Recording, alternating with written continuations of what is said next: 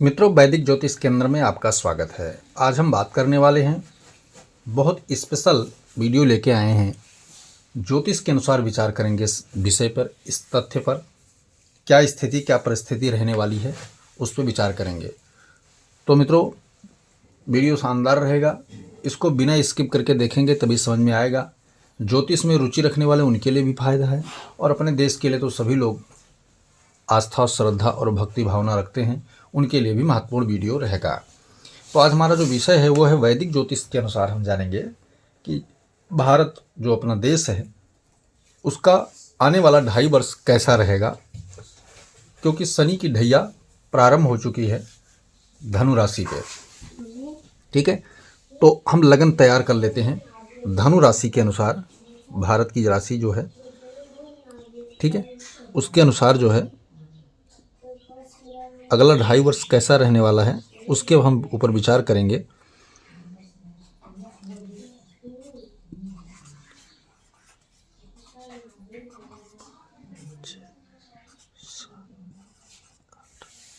ठीक है, ये स्थिति परिस्थिति कैसे गुजरेगी, शनि की ढैया का चक्र कैसे चलेगा, उन सारी चीज़ों पर, तथ्यों पर हम विचार करेंगे मित्रों। तो सबसे पहले हमें शनि को इंगित करना है कि शनि का जो है क्या है। शनि की स्वराशि की अगर हम बात करें कि स्वराशि शनि का स्वामी क्या होता है, तो 10 नंबर राशि इसकी स्वराशि होती है। मूल त्रिकोण राशि की बात करें कि इसकी मूल त्रिकोण क्या होता है, तो इसका मूल त्रिकोण है 11 नंबर राशि, यानी कि कुंभ राशि। ठीक है, ये शनि की 2 राशियां हैं।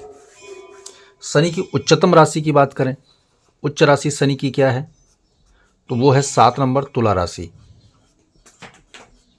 ठीक है, शनि की ये स्थिति आप यहां पर विचार कर लेते हैं। अब जो हम लगन पे आते हैं, तो धनु लगन की, यानी कि जो राशि कुंडली होती है भारत की, वो धनु लगन की बनी। ठीक है, अब शनि वर्तमान स्थिति में कहाँ है, कुंभ राशि से निकलकर 29 मार्च को कहाँ चला गया, मीन राशि में। ठीक है, शनि आ गया यहाँ पर, अभी शनि यहाँ विराजमान कर रहा है। अब शनि की खासियत क्या होता है कि जहाँ पर होता है उससे एक राशि पीछे और एक राशि आगे क्या होता है, 7.5 वहाँ भी लगाता है। तो 7.5 अभी कहाँ चल रही है, कुंभ राशि पे चल रही है।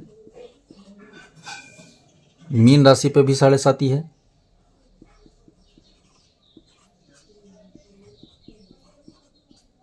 और मेष राशि पे 7.5 प्रारंभ हो चुकी है। जिन जातकों की मेष राशि, उनके ऊपर 7.5 प्रारंभ हो चुकी है 29 मार्च से। ठीक है, तो ये रही 7.5 का विचार। अब हम बात करते हैं कि शनि 7.5 3 राशियों पे लगाता है साथ में, और 2 राशियों पे शनि की ढैया का चक्र चलता है। कौन से नंबर पे, 8वें नंबर पे और 4थे नंबर पे। ठीक है, ये तो ढैया का विचार शनि का है। 7.5 का विचार क्या होता है शनि का, उसको भी सूत्र के अनुसार जो है समझते चलिए।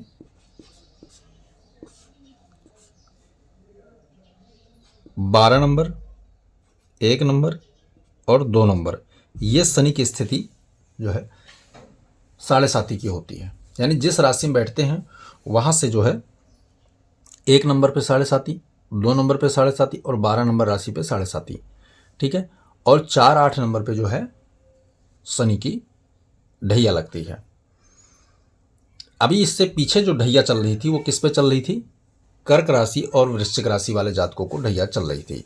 अब वो ढैया ट्रांसफर होकर कहाँ आ गया, सिंह राशि पे, यहाँ पर, और यहाँ से आगे जब ट्रांसफर हुआ तो यहाँ पर, यानी कि भारत की राशि के ऊपर ढैया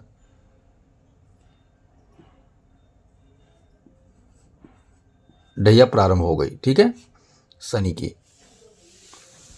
अब हमें इस पे विचार करना है कि ये स्थिति कैसे रहने वाली है 2.5 वर्ष। ठीक है, सारी स्थितियां आपके सामने हैं।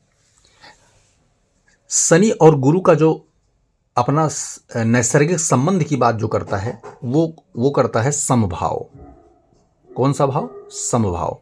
अब समभाव क्या होता है, ना मित्र और ना शत्रु, ये संभाव की स्थिति रहती है। अब हम इसको एक चीज़ और बता देते हैं, अवसर प्रस्त ग्रह होता है यहाँ पर जो संभाव रखता है वो तत्कालिक स्थिति में मित्र भी हो जाता है और तत्कालिक स्थिति में जो है शत्रु भी हो जाता है कई बार। तो उस स्थिति को हमें समझना है। शनि की जो दृष्टि होती है तो मौका के अनुसार शनि वहां पर लाभ और हानि का योग प्रकट करेगा। ठीक है, तो ये सारी बातें हैं। अब चलिए विचार करते हैं कि इनकी स्थिति परिस्थिति रहने वाली कैसे है। बात करते हैं पहले भाव यानी लग्न भाव की। तो लग्न भाव व्यक्ति का क्या होता है, सर होता है, सिर होता है, दिमाग होता है, बुद्धि होता है, विवेक होता है, और यहाँ तक कि अगर ये माने कि पूरा शरीर होता है तो ये भी सही रहेगा। यानी संपूर्ण का जो प्रथम विचार, कोई भी चीज़ कोई क्षेत्र विषय की विचार करें तो प्रथम विचार हमें लग्न भाव से ही देखना पड़ता है। ठीक है, अभी जो लग्नेश की स्थिति है वो कुंडली में कहाँ बैठा हुआ है, 3 नंबर, यानी कि यहाँ पर गुरु ग्रह बैठा हुआ है।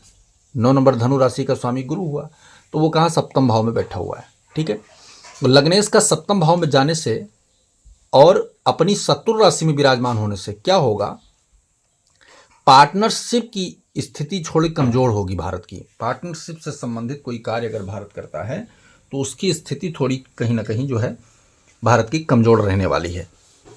अब ये क्यों कमजोर रहने वाली है, क्योंकि लग्नेश जो है एक तो खराब भाव में चला गया, सप्तम भाव में गुरु जो होता है वो अच्छा नहीं माना जाता है। ठीक है, लेकिन अगर उसकी स्वराशि उच्च राशि में अगर आए तो कहीं हद तक थोड़ा बहुत सुधार गुरु करता है, परंतु यहाँ शत्रु राशि में गुरु बैठा हुआ है।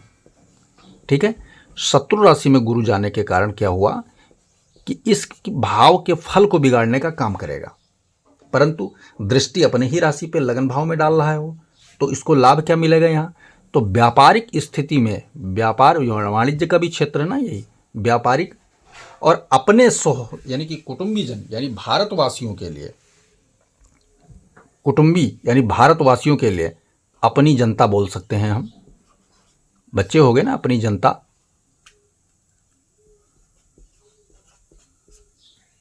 व्यापार के लिए, अपनी जनता के लिए।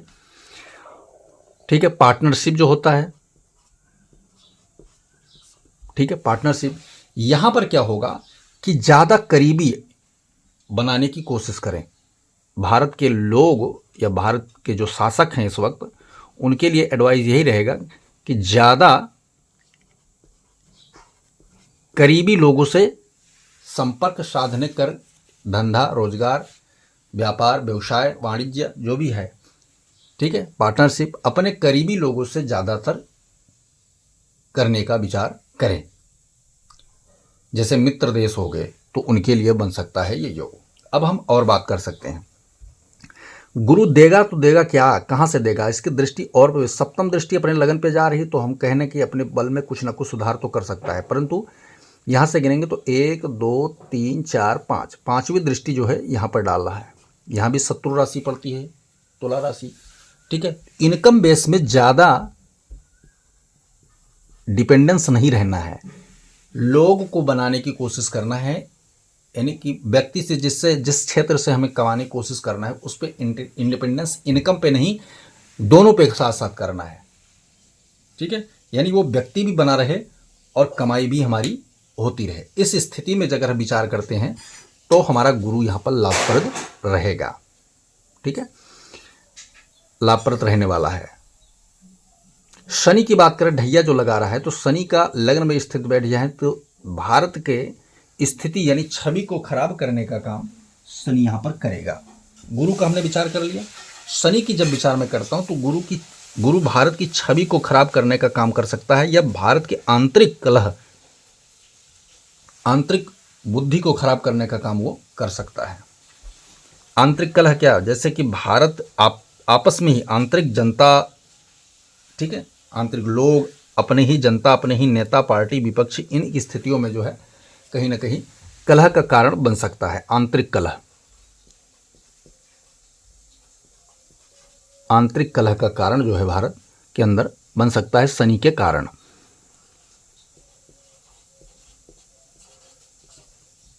इसको रोकने की आवश्यकता है। इसको रोकेगा कौन, सूर्य की स्थिति पर निर्भर करेगा, सूर्य की स्थिति पर निर्भर करेगा रोकना और नहीं। यानी कि जो राजा होता है, सूर्य का कारक होता है, वो इसकी स्थिति को संभालने का काम कर सकता है।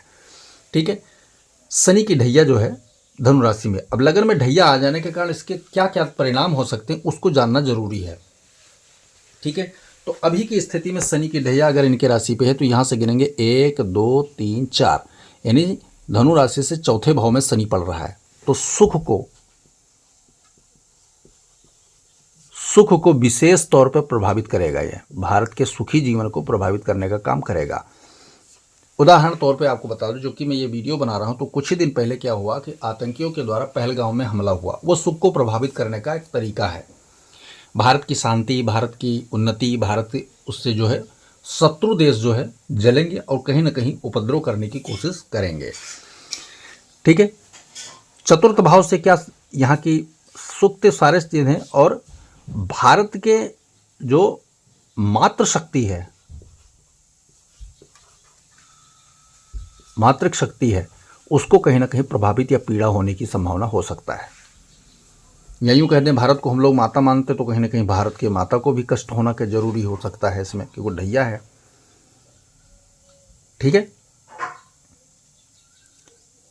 कुंडली में शनि की स्थिति और कहाँ परेशान कर सकती है। अब चूंकि यहाँ से बात करेंगे तो शनि की दृष्टि देखते और कहाँ कहाँ जा रही है। यहाँ से गिनेंगे तो 1 2 3 4 5 6 7, सातों में गुरु हो गया, 8 9 10। अभी जो राहु बैठा हुआ है वो मीन राशि में ही गोचर कर रहा है, एक ये भी जान लीजिए। तो राहु चतुर्थ भाव में आया तो बहुत ज़्यादा कलह पैदा करेगा। केतु अभी यहाँ बैठा हुआ है। ठीक है, तो 7 8 9 10, केतु जो है दसम भाव को, तो कहीं ना कहीं सरेंडर, वाणिज्य व्यापार व्यवसाय के उसमें जो है थोड़े दिन के लिए ही सही, लेकिन कहीं ना कहीं स्टॉप लगने वाला है। भारत का रुक के काम करेगा, भारत विचार करेगा यहाँ पर। ऐसी मेरी जो प्रेडिक्शन है, भविष्यवाणी ही विचार करेगा। यानी कि यहाँ के जो नेता, राजा, शासक हैं वो विचार करके काम अगर करेंगे तो उन्नति के काम, लाभ और दिखाई देगा। कारण क्या है, चतुर्थ भाव में जो है प्रेत दोष का निर्माण हो गया है।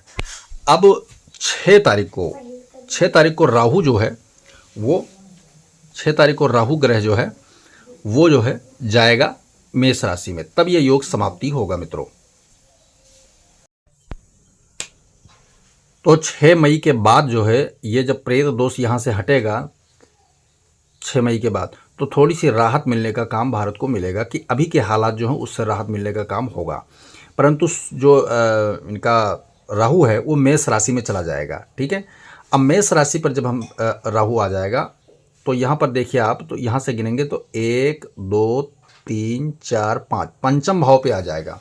यानी भारत के विचारों में कहीं ना कहीं कूटनीतिक स्थितियों का थोड़ा सा समावेश होगा।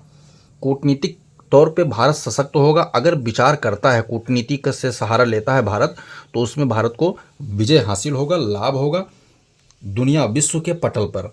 ठीक है, इस स्थिति में भारत के विदेश मंत्री आदि जो होते हैं उनका महत्वपूर्ण भूमिका हो जाता है पूरे मुद्दे पर। वित्तीय सहायता या सुरक्षा सलाहकार, इनका बड़ा महत्वपूर्ण भूमिका हो जाएगा, क्योंकि इन सब का कारक जो है शनि, राहु और बुध 3 ग्रह बनते हैं। ठीक है, तो भारत की स्थिति वैसे तो मैं अगर बात करूं कि अगले 2.5 वर्ष में संघर्ष वाली रहने वाली है, क्योंकि ढैया हमेशा कुछ ना कुछ संघर्ष ही देता है। पूरी तरह एक तरफा लाभ की भावना हम नहीं रख सकते। तो भारत के वासियों को, भारत की स्थिति में भारत को चलाने वाले को सतर्क रहने की आवश्यकता है, क्योंकि ढैया अपना कार्य जरूर करेगी मित्रों। तो ये रहा भारत की जो राशि कुंडली है, उसके अनुसार भारत पर विचार अगला 2.5 वर्ष कैसा रहने वाला है। वीडियो पसंद आए तो लाइक करें, शेयर करें, सब्सक्राइब करें, साथ में बेल आइकन का बटन जरूर दबाएं ताकि हमारा नया लेटेस्ट वीडियो आप तक जरूर पहुंचे मित्रों। जय सिया राम।